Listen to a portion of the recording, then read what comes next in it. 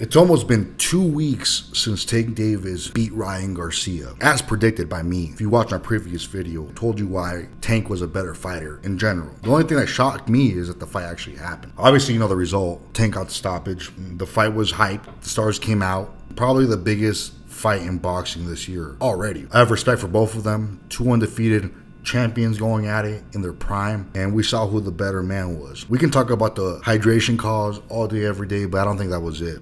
But one thing that did stick out to me, this legendary left hook that Ryan Garcia supposedly had. Ryan Garcia has put a lot of dudes to sleep in brutal fashion. One punch knockout type of power, I would say. But it's not power with him, it's more like speed, catching guys by surprise. But he landed his hook many times and put a lot of dudes to sleep.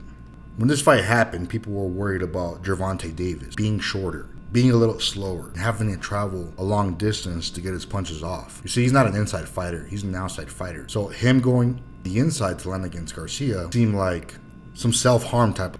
But the fight happened and we saw who won. This left hook from Ryan Garcia. In my opinion, it's very well done. He has a lot of speed in it.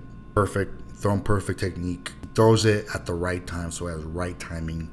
Almost perfect timing. And not many people survive it. It's a scary weapon, if I'm being honest. However, he landed it against Tank Davis over and over and over again, many times throughout the fight. And it literally did nothing to Tank Davis. What happened to his left hand? Well, I think the story here is, first of all, it reminds me of this clip right here. Me being an anime dork.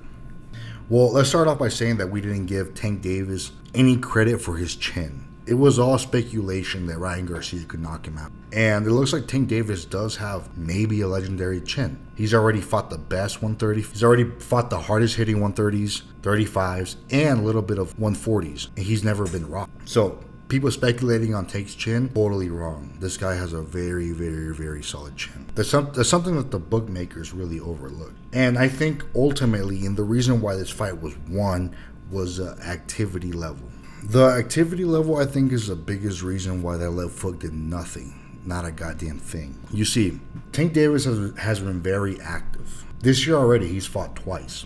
The year before that, he fought twice, which is a little bit more than Ryan Garcia. You see, Ryan Garcia fights once a year, and most of the time he's distracted. I know Tank parties, he's crazy, does coke, drinks, whatever it is. But Ryan Garcia is more caught up on his image of becoming an influencer. So he doesn't fight as often as Tank does. And that was clear in the fight. You see, when guys are very active, they're gonna find their rhythm a lot quicker.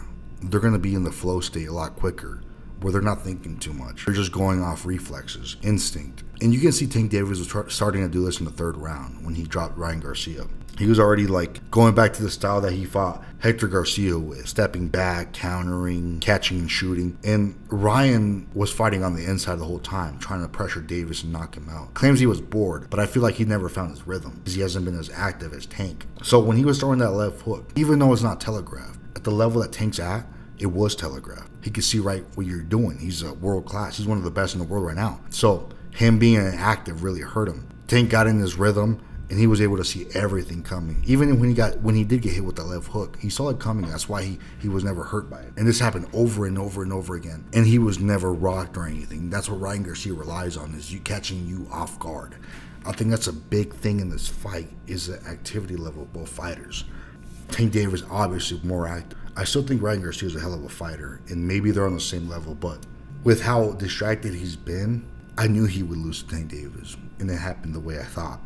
I mean, the way, Ryan and his team are going to blame it on the weight cause or whatever, but I never feel like Ryan Garcia it's a chess game. I never felt like Ryan Garcia was two or even one move ahead of Tank Davis, and that comes from activity. So I think that's what happened to the left hook. Tank was just too active to see it coming, and the left hook, just, it's a myth at this point.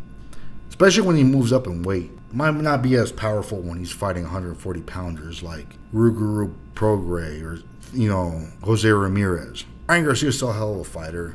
I think his head is a little too small for boxing.